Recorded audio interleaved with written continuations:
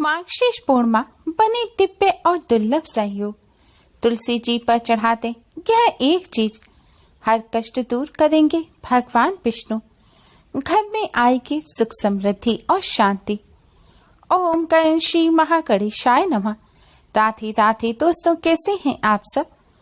दोस्तों, पुराणों में मार्गशीर्ष माह को सभी महीनों में सर्वोत्तम बताया गया है। इस माह को स्वयं भगवान श्री कृष्ण का स्वरूप माना जाता है। मार्गशीर्ष माह में पूर्णिमा बहुत मायने रखती है। ये दिन भगवान विष्णु और माता लक्ष्मी की पूजा अर्चना के लिए समर्पित होता है। मार्गशीर्ष पूर्णिमा के दिन पवित्र नदियों में स्नान करने, व्रत एवं दान पुण्य करने के अलावा चंद्रमा की उपासना भी जरूर करनी चाहिए। मान्यता है इस दिन चंद्रमा को अमृत से सींचा गया था। मार्गशीर्ष पूर्णिमा के दिन व्रत रखने वालों को जन्म मरण के बंधनों से भी मुक्ति मिल जाती है, इसलिए इसे मोक्षदायिनी पूर्णिमा भी कहते हैं। मान्यता है इस दिन पवित्र नदी में स्नान करने या फिर अपने घर पर ही स्नान के जल में तुलसी जी की मिट्टी डालकर उससे स्नान करने से समस्त पाप भी धुल जाते हैं। कहते हैं इस दिन दान अवश्य ही करना चाहिए। मार्गशीर्ष पूर्णिमा पर दान करने से अन्य पूर्णिमा की तुलना में 32 गुना अधिक पुण्य फल प्राप्त होता है। इस दिन चंद्रदेव का पूजन करने, चंद्रमा को दूध से अर्घ्य देने से मानसिक शांति का वरदान मिलता है। चंद्रदेव की कृपा से जीवन में सुख समृद्धि आती है, सभी कष्ट दूर होते हैं और धन संपत्ति में वृद्धि होती है। मार्गशीर्ष पूर्णिमा पर ही माँ अन्नपूर्णा प्रकट हुई थी। इस दिन माँ अन्नपूर्णा का पूजन करने से घर में अन्न की कमी नहीं होती। इस दिन भगवान दत्तात्रेय भी प्रकट हुए थे। भगवान दत्तात्रेय त्रिदेव का अंश माने जाते हैं, इसलिए आज के दिन भगवान दत्तात्रेय का पूजन करने से त्रिदेवों का भी आशीर्वाद मिलता है। इस बार पूर्णिमा तिथि 7 दिसंबर की सुबह 8:01 पर शुरू होकर 8 दिसंबर की सुबह 9:37 पर समाप्त होगी। पूर्णिमा का चांद 7 दिसंबर को दिखेगा, इसलिए पूर्णिमा का व्रत और चंद्र पूजन 7 दिसंबर को करना शुभ रहेगा। 8 दिसंबर को सूर्योदय के समय पूर्णिमा तिथि रहेगी, इसलिए उदय तिथि के हिसाब से मार्गशीर्ष पूर्णिमा 8 दिसंबर को भी मनाई जाएगी। इस दिन पूर्णिमा का स्नान दान करना शुभ रहेगा। मार्गशीर्ष पूर्णिमा पर भगवान लक्ष्मी नारायण का पूजन करने से जीवन में चली आ रही बड़ी से बड़ी परेशानी दूर हो जाती है।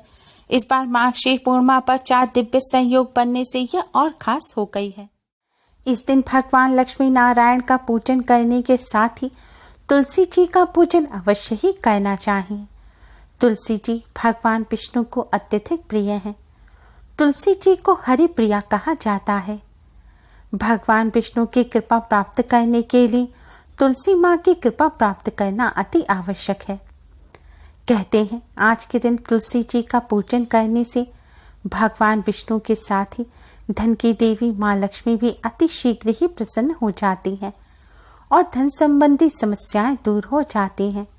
दुर्भाग्य भी सौभाग्य में बदल जाता है।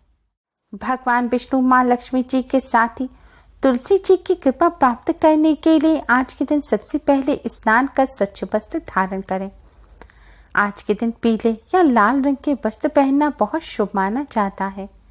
अगर यह ना हो तो आप अन्य कोई शुभ रंग के वस्त्र पहन सकते हैं, लेकिन भूलकर भी काले या नीले रंग के वस्त्र ना पहने। अब आप एक लोटा लें, उसमें शुद्ध जल डालें। अगर गंगा जल है तो इसमें थोड़ा सा गंगा जल मिला लें। अब इस जल के पात्र को आप अपने मंदिर में रखें। अब आप भगवान श्री गणेश को प्रणाम कर भगवान लक्ष्मी नारायण को प्रणाम करें और अपने मंदिर में एक दीपक जलाएं और दीपक के साथ ही सुगंधित धूप बत्ती भी अवश्य जलाएं।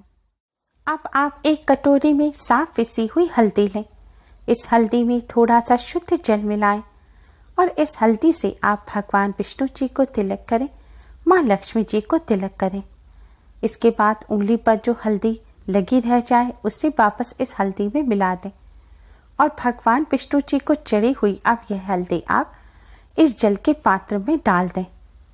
अब आप भगवान विष्णु माँ लक्ष्मी जी को किसी फल मिष्ठान का भोग लगाएं। आपको मिष्ठान का भोग अवश्य ही लगाना है। मिष्ठान ना हो तो आप शक्कर का भी भोग लगा सकते हैं।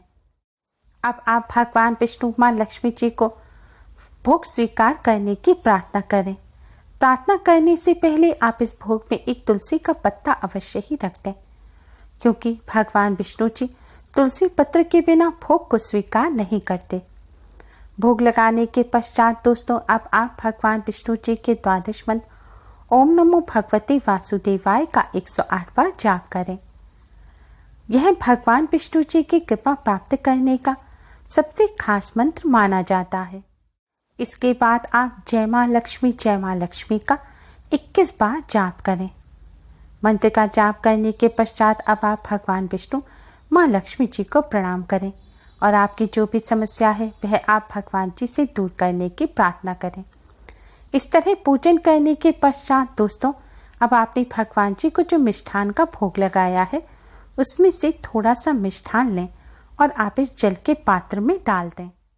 अब आप इस जल के पात्र को तुलसी जी के पास ले जाएं और इस जल से आपको तुलसी जी पर जल चढ़ाना है। दोस्तों भगवान विष्णु जी को चढ़ी हुई हल्दी और भगवान विष्णु जी के प्रसाद स्वरूप इस मिष्ठान मिले जल को जब आप तुलसी जी को अर्पित करेंगे तो इससे तुलसी माँ अति शीघ्र ही प्रसन्न हो जाएंगी।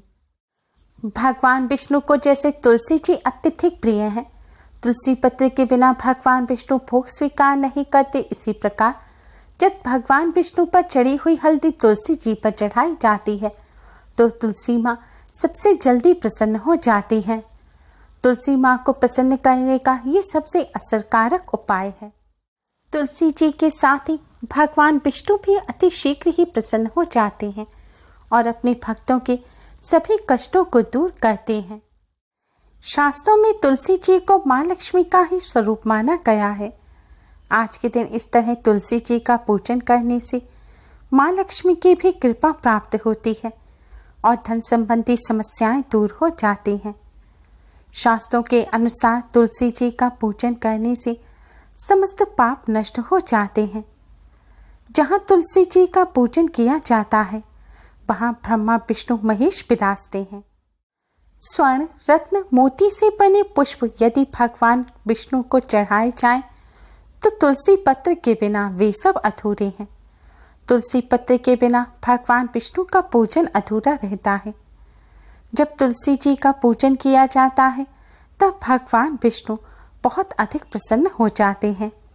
जो भक्त तुलसी जी का पूजन इस प्रकार करते हैं भगवान विष्णु अपने उन भक्तों के सभी कष्टों को दूर करते हैं।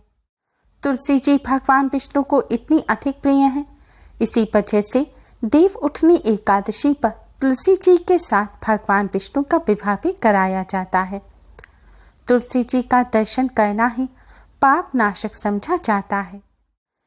इस तरह तुलसी जी का पूजन करने के बाद तुलसी जी की 11 परिक्रमा अवश्य ही करनी चाहिए। परिक्रमा क्लॉकवाइज करें। परिक्रमा करते समय ओम नमो भगवते वासुदेवाय मंत्र का जाप करें। अगर तुलसी जी के आसपास परिक्रमा करने की जगह ना हो तो आप अपने ही स्थान पर खड़े होकर 11 बार घूमकर क्लॉकवाइज तुलसी जी की परिक्रमा करें।